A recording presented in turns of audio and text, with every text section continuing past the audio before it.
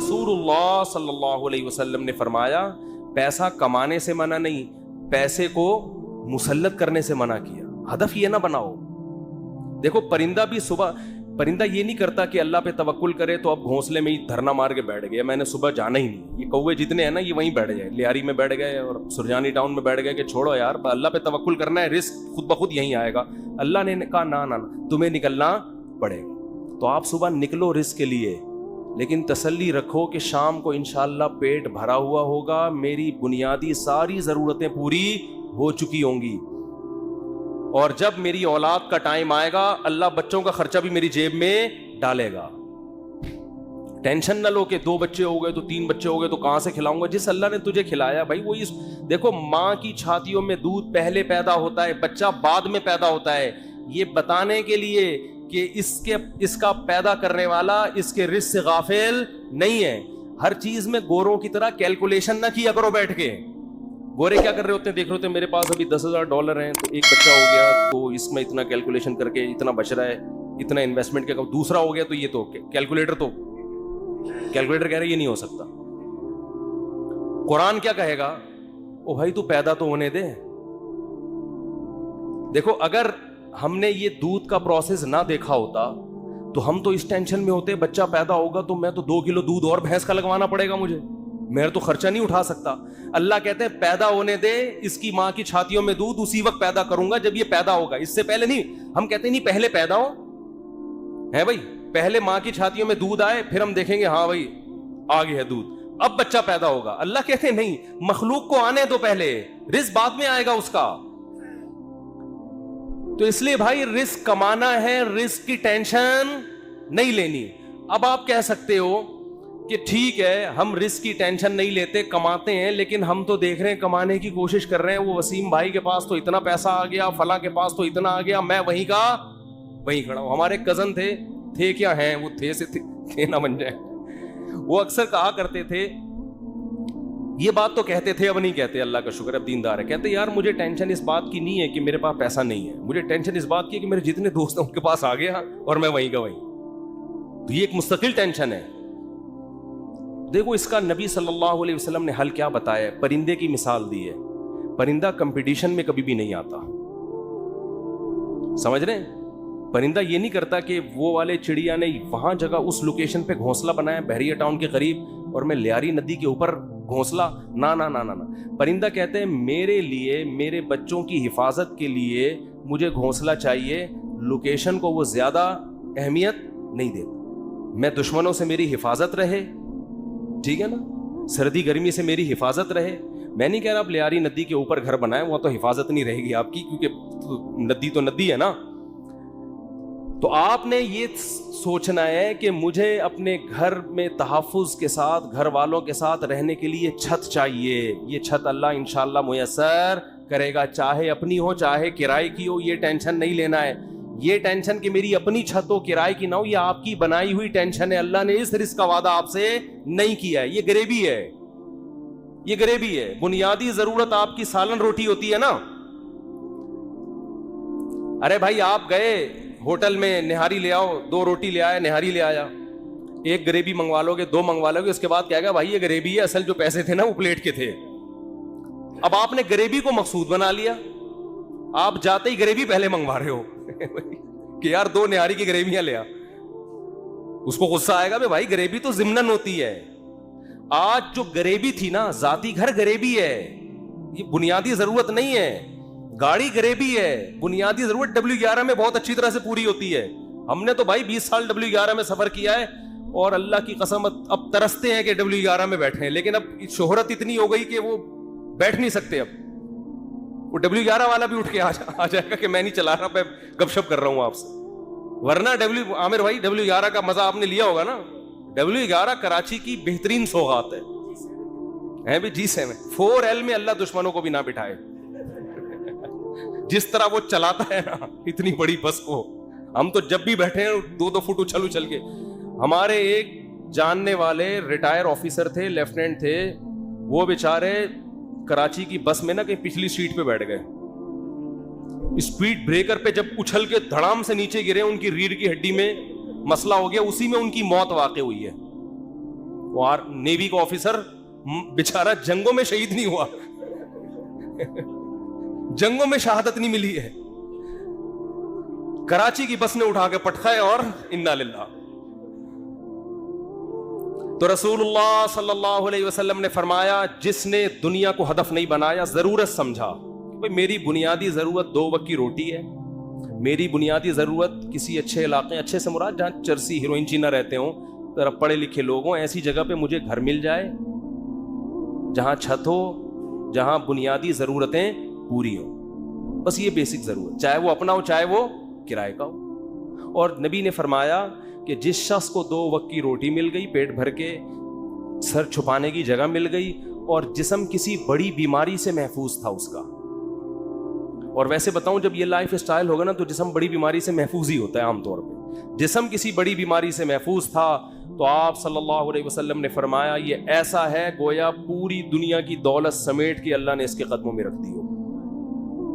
اب اگر یہ ٹینشن لے رہا ہے نا بحریہ ٹاؤن کی اور ڈیفنس کی اور DHA کی وہ اسکیم میں میں نے تو یہ غریبی کی ٹینشن ہے, یہ دل میں دنیا کی محبت کی علامت ہے.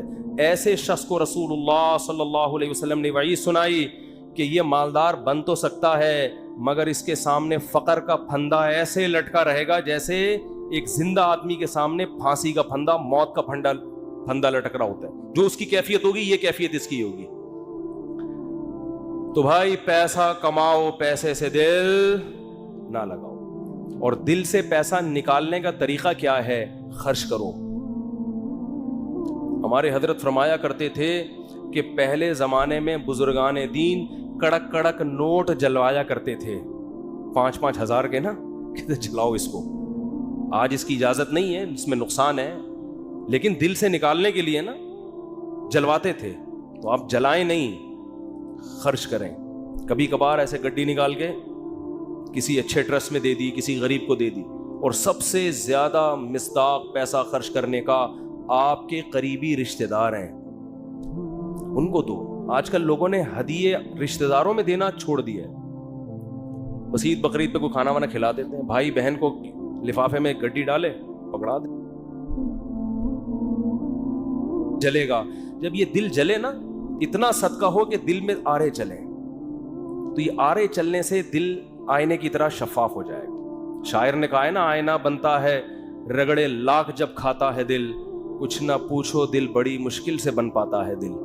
دل کو دل بنانا تھوڑا ڈیفیکلٹ کام ہے, تو اس کا طریقہ یہ کہ اس میں ذرا رندا چلے گا نا, رگڑا لگے گا. جب ہم وہ کیا کہتے ہیں, وہ جو ریگمال سے گھسائی ہوتی ہے نا, تو صدقہ کرتے ہوئے اتنا بھی نہ کرو کہ کل دوسروں سے بھیک مانگنی پڑ جائے, اتنا بھی نہ کرو, لیکن اتنا ہو کہ لگے کہ دل پہ گھسائی ہو, تھوڑا سا تکلیف ہو. رسول اللہ صلی اللہ علیہ وسلم نے فرمایا سب سے افضل صدقہ یہ ہے تأمل الغنا وتخشى الفقر, کہ آپ کو یہ ہو کہ اگر میں نے صدقہ کیا تو ہو سکتا ہے میں غریب نہ ہو جاؤں کل, اور اگر نہیں کیا تو اس پیسے سے مزید پیسہ بنا لوں گا. اس کنڈیشن میں جب آپ صدقہ کرو گے تو نبی نے فرمایا یہ صدقہ سب سے افضل ہے. اس میں آپ کا دل بہت جلتا ہے, اور اللہ کا وعدہ ہے کہ جو اللہ کے لیے دیتا ہے وہ غریب تو ہوتا ہی نہیں ہے. صدقے سے کبھی مال ہم نے کبھی نہیں کسی سخی آدمی کو غریب ہوتے دیکھا. تو اس سے دنیا کی محبت کم ہوگی. حدیث مکمل کر کے بس بیان ختم کرتا ہوں. فرمایا جعل اللہ فقرہ بین عینی وفرق علیہ شملا, جب دولت کو ہدف بنائے گا, مسلط کر لے گا, تو فقر کا پھندا اللہ اس کے سامنے لٹکا دیں گے. ہر وقت ڈر لگا رہے گا یار میں غریب نہ ہو جاؤں. پیسہ ہے, پلاٹ پڑے ہوئے, لیکن ڈر لگا رہے گا یار میں غریب نہ ہو جاؤں. دوسرا فرمایا وفرق علیہ شملا, اس کی فکروں کو اللہ بکھیر دیں گے. اتنی ٹینشن ہے, یہ کام بھی ہو جائے, یہ بھی صحیح ہو جائے, یہ والا بھی ہو جائے, پتہ نہیں سارے کام ٹھیک ہوں گے, ایک اٹکا ہوا ہوگا, اس کی وجہ سے ٹینشن. وہ یہ نہیں دیکھ رہا کہ میرے سارے کام ٹھیک ہو رہے ہیں, چلو ایک نہیں ہوا تو کیا ہے. تو اس کی فکروں کو اللہ بکھیر دیں گے. اسے پتہ نہیں چلے گا میری اصل ٹینشن ہے کیا, مجھے سکون ملے گا کس چیز میں, اتنی فکریں. اور فرمایا وَلَمْ يَأْتِهِ مِنَ الدُّنْيَا إِلَّا مَا قُدِّرَ لَهُ, اور جس دنیا کے پیچھے بھاگ رہا ہے ضروری نہیں کہ وہ بھی مل جائے, ملے گی اتنی جتنی اس کے مقدر میں اللہ نے لکھ دی.